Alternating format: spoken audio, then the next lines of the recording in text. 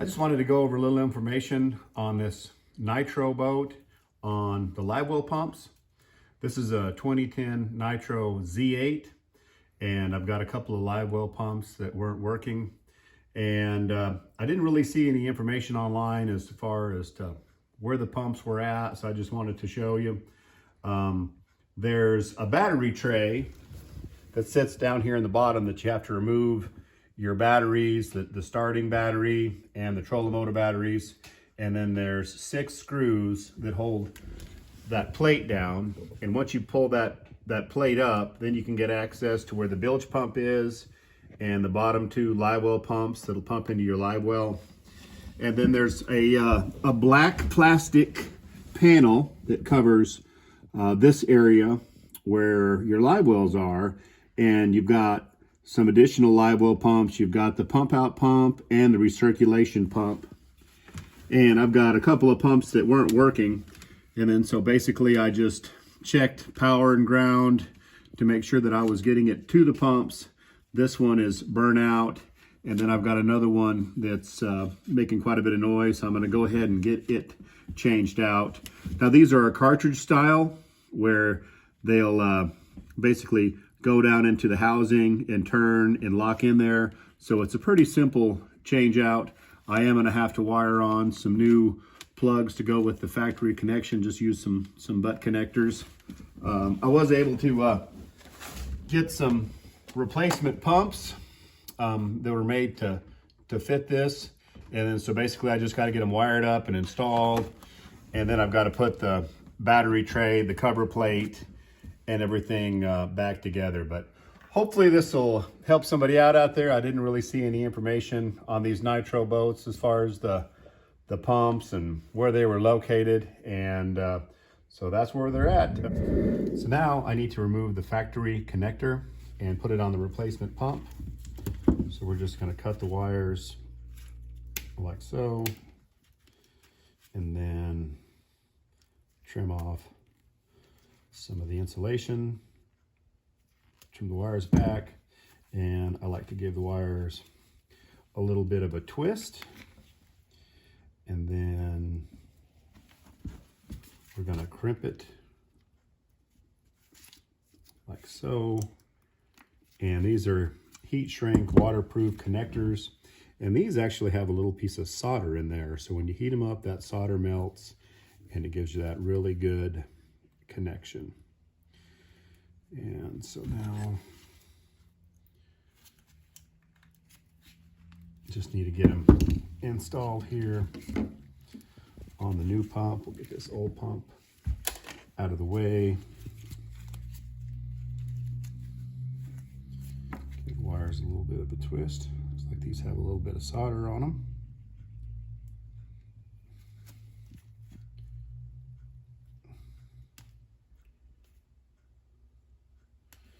They won't quite fit in there with that solder on the connection, so I'm just gonna trim it off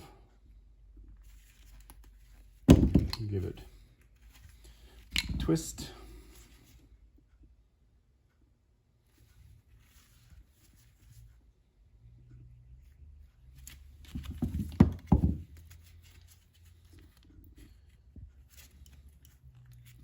We'll crimp it. Now the other one, we'll see if it'll fit with that little solder on there or not. Nope, so we're gonna do the same thing there, trim that little solder on the end of the wire off. Give it a twist.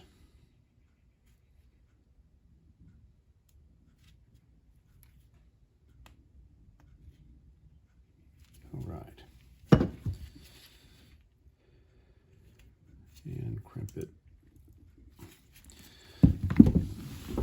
Now I'll use my heat gun.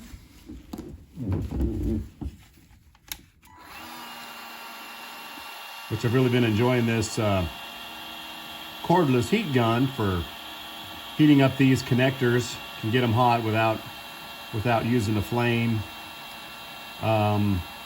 I don't smoke, so I don't carry a lighter with me. Some of you guys maybe that smoke always have those lighters available that can heat these connectors up. I never have one on me. But I do enjoy this electric gun here. It's not real fast, but it does do a good job of getting those connectors melted. This one kind of came with this little tin loop on the end, and that kind of does a good job of recirculating the heat and speeding up the job there a little bit. Getting it hot enough there, we can melt that solder in the connection.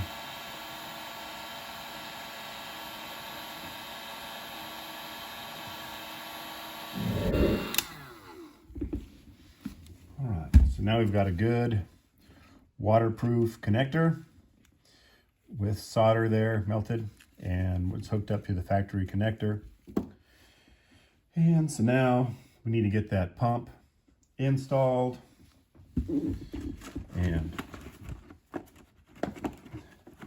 I'm going to put a little bit of dielectric grease on the O-ring. That's just kind of an assembly lube. Just kind of help everything go together.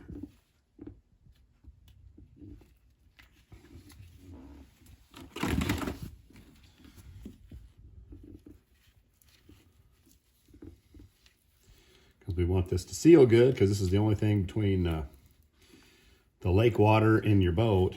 So if this was to fail, then we'd have a pretty good water leak, and we don't want that. So now, just got to move these hoses out of the way a little bit.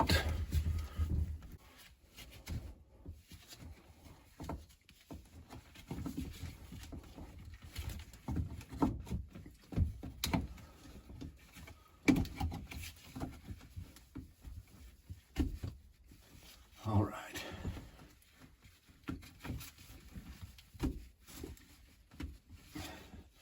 So it goes in, and then it's a clockwise motion. And then here's this little locking tab that locks it into place. And so let's go ahead and connect the factory wire connector.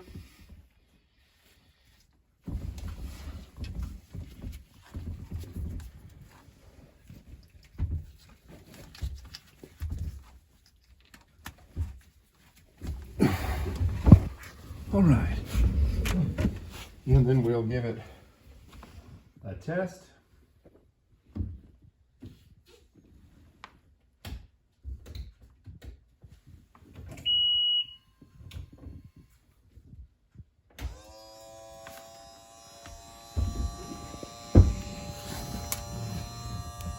And you can hear we got the pump running.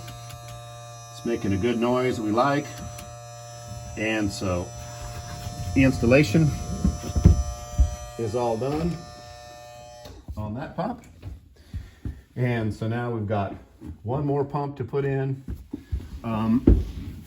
We've got right here. So I'll get started on changing that one out. That was our recirculation pump, and it was just making quite a bit of noise. So while I'm in here working on it, I'll go ahead and get that one changed out as well.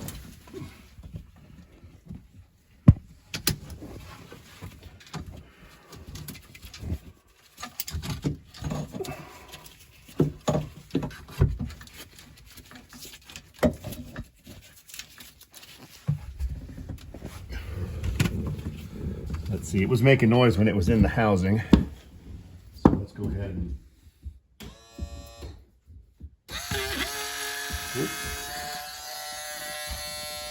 you can hear that's making quite a bit of noise. You can tell that motor's going out. So I want to get it changed while I'm at it.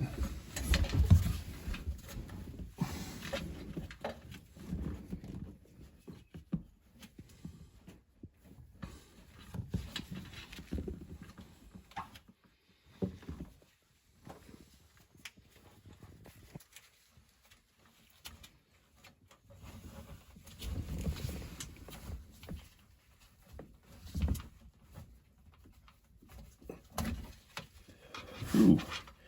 As you can see, we've got corrosion in there. That's what you can get from having water in that connector. So we're going to want to clean that up and put a little dielectric grease on it when we put it back together. That can cause high resistance and cause some issues. It won't cause the motor to make noise, but it can cause like intermittent running issues, etc. So you can see there's a little bit of corrosion there in the connector as well. We'll clean that up. Meantime, we'll cut this factory connector off.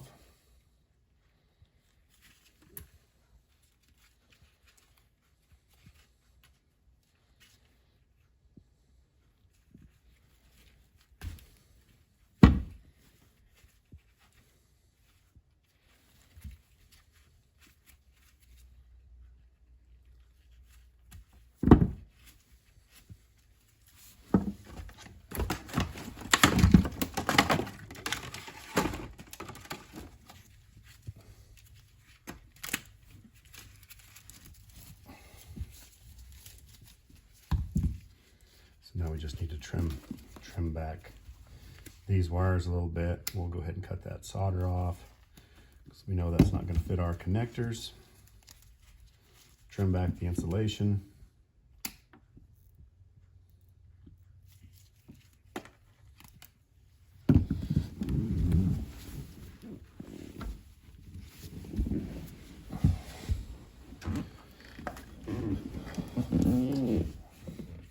All right, kind of the same procedure. We'll put some of our waterproof heat shrink connectors on there. Get them crimped down.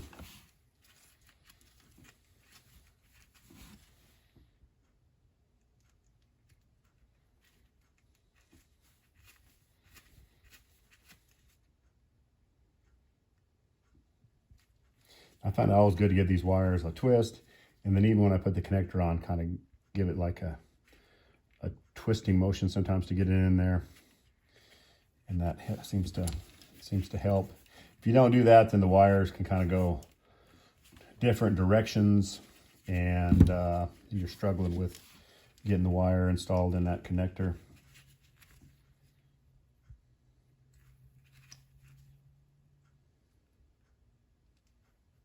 You want to make sure you got that wire good and shoved all the way down in there.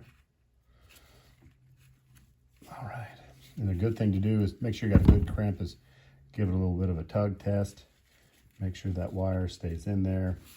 Over the years, I've seen a lot of guys do wiring, put these connectors together, not get a good crimp, and then later the wire just falls out there, and then the device doesn't work or the car doesn't start, and all just because it didn't get a good crimp and the guy didn't do a little test on it to make sure that the crimp was good. So now let's go ahead and use our heat gun again. We're going to get this melted down, get a good waterproof connector on there.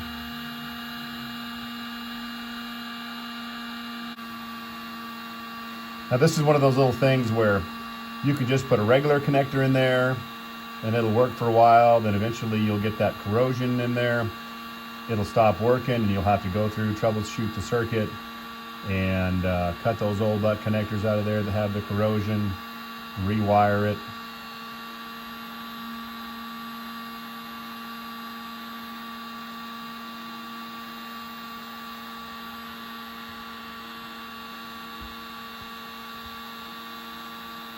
And these, when done right, are just as good as an original wire.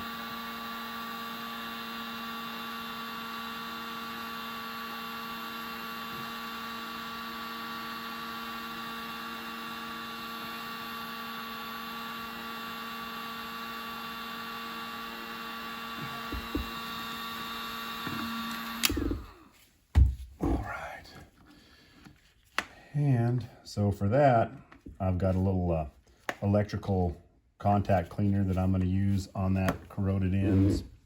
Okay, I'm going to put the next pump in. I cleaned up the connector, got it connected, put a little dielectric grease on this O-ring. So now we just need to get it installed in the housing. And again, we'll put it right in here.